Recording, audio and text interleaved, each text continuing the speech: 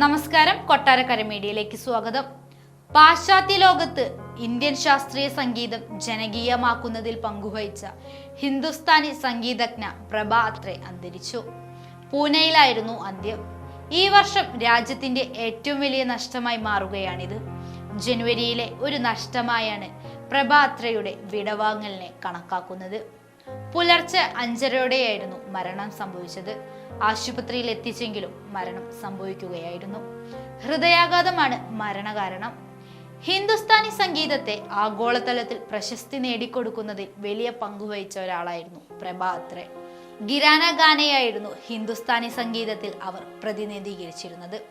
രാജ്യത്തിന്റെ പരമോന്നത പുരസ്കാരങ്ങളായ പത്മശ്രീ, പത്മഭൂഷൺ, പത്മവിഭൂഷൺ എന്നിവ നേടിയിട്ടുണ്ട്. 2022 പത്മവിഭൂഷൺ നേടുന്നത്.